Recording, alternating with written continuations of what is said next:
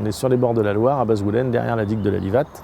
Nous, producteurs d'eau, donc syndicat Vignoble-Grandlieu, on prend l'eau de la Loire dans la nappe alluviale, c'est-à-dire pas directement dans la Loire, mais sous la Loire. Ensuite, cette eau brute, elle est captée par des puits à drain rayonnant, elle est amenée par des tuyaux jusqu'à l'entrée de l'usine, où elle subit un certain nombre de traitements. Et notamment, le premier des traitements, c'est d'enlever le manganèse et le fer contenus dans l'eau. Il y a beaucoup de manganèse et de fer dans l'eau de la Loire. Et puis ensuite, cette eau qui est traitée, qui devient potable en sortie d'usine, est stockée dans un certain nombre de bassins avant d'être reprise pour être envoyée vers les réseaux de transport pour aller vers les habitations. C'est des traitements simples, j'allais dire, je ne suis pas chimiste, mais c'est un écoulement lent de l'eau permet de récupérer les matières en suspension les plus grosses, puis ensuite c'est des systèmes de filtration par charbon actif, puis par sable. Bien évidemment, à un moment donné, il y a aussi d'introduction un peu de chimie pour pouvoir détruire un certain nombre de produits ou les récupérer. Et ça se termine par des UV et du chlore.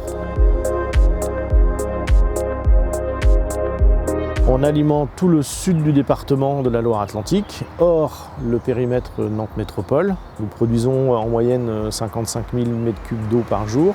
On peut monter jusqu'à 70 000 l'été au moment de pointe. Et nous alimentons aussi la Vendée. Donc cette eau est récupérée par les exploitants vendéens, stockée, puis ensuite redistribuée vers la Vendée. Donc en fait, on fait tout le sud du département plus la Vendée.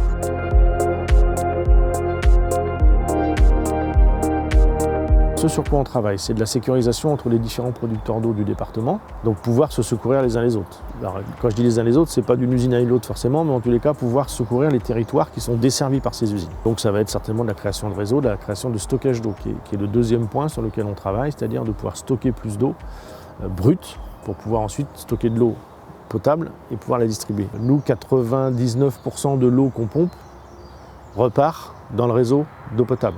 On perd entre guillemets 1%. En fait, on ne perd pas ce pourcent d'eau. Ce pourcent d'eau, c'est on a des outils, on fait passer de l'eau dedans, de l'eau brute, on récupère, enfin, on a de l'eau propre en sortant, de l'eau potable. Donc on travaille aussi là-dessus. Et réutiliser de l'eau, le moins en prendre, etc.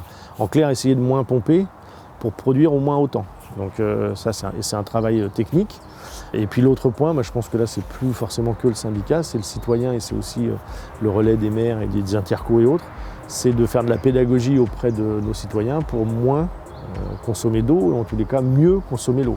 Et donc moins on aura à produire, moins on prendra dans la ressource. Voilà. Après, on n'a plus beaucoup d'autres systèmes. Je pense que les systèmes sur lesquels il faut plus travailler, c'est ce qui est orienté aujourd'hui. C'est réutilisation des eaux pluviales, réutilisation des eaux grises, des choses comme ça. C'est-à-dire en fait réutiliser de l'eau qui a déjà été produite plutôt que de continuer à pomper ça, dans la ressource.